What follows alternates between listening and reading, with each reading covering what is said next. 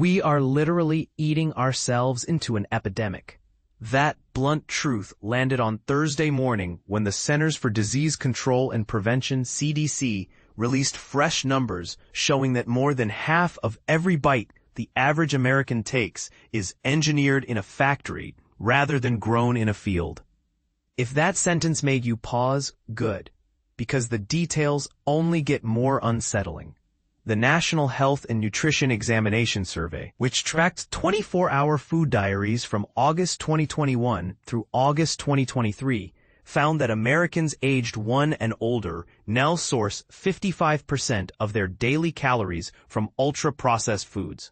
But here's where it gets controversial. Kids are the canaries in this coal mine. Children and teens up to age 18 are shoveling in a staggering 61.9% of their calories from these products, while adults 19 and older hover at 53%. In other words, the younger you are, the more likely your dinner came from a crinkly package instead of a cutting board. Julia Zampano, a registered dietitian at the Cleveland Clinic who reviewed the findings, didn't mince words. "That's excessive," she told ABC News. "We don't issue guidelines for junk food, because why would we? But if we did, 10% of calories from ultra-processed items would be generous." Her comment raises a prickly question. If public health agencies won't set a ceiling, who will? The timing is no accident. Health and Human Services Secretary Robert F. Kennedy Jr. has launched a high-profile campaign to purge ultra-processed foods from the American plate. Last week, the White House's Make America Healthy Again Commission, chaired by Kennedy, published a 60-page report, link here, that squarely blames these foods for the nation's ballooning rates of obesity, type 2 diabetes, and heart disease. The report labels them hyperpalatable, a polite way of saying they hijack the brain's reward circuits. Picture a Dorito. Engineered starch, powdered cheese, and just enough sugar to keep you reaching for the next chip before you've swallowed the first. What exactly counts as ultra-processed? Think of anything that arrives in neon packaging with an ingredient list longer than a CVS receipt. Breakfast cereals that turn milk pastel colors, candy bars masquerading as energy bars, frozen pizzas that could survive a power outage, and soda so acidic it can clean a penny. These products are typically stripped of fiber, loaded with salt, sugar, and industrial fats, and designed to melt on the tongue so quickly you barely register fullness. The health fallout is no longer theoretical. Meta-analyses cited in the White House report link high intake of ultra-processed foods to a 20 to 30% jump in cardiovascular events and a measurable uptick in all-cause mortality. Translation: the more packaged snacks crowd out real food, the sooner you may meet your cardiologist, or worse. Zooming in on age brackets reveals a generational divide. Toddlers aged 1 to 5 actually fare best, deriving fewer calories from ultra-processed fare than their older siblings.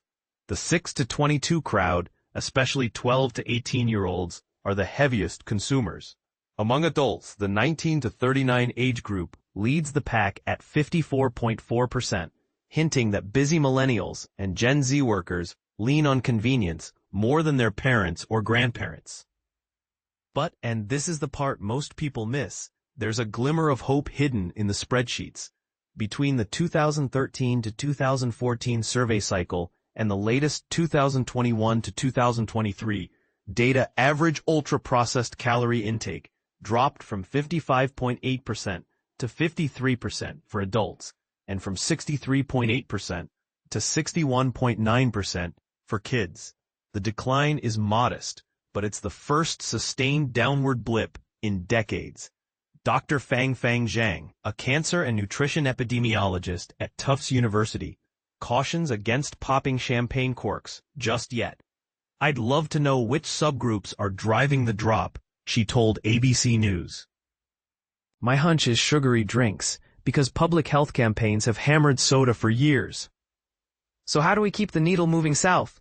Zampano argues for a three-pronged attack: slash marketing of junk food to kids, overhaul school lunch menus, and arm parents with bite-sized nutrition lessons they can pass along at the dinner table. If a child sees a packaged brownie in their lunchbox every single day, that becomes their normal, she warns. Zhang echoes the call. adding that workplaces and universities should treat ultra-processed snacks like secondhand smoke, socially frowned upon and harder to find. Controversial interpretation time. Some nutrition economists argue that vilifying ultra-processed foods ignores the reality of food deserts and tight household budgets. A frozen burrito that costs $1 and keeps a shift worker full for 6 hours isn't just junk, it's survival.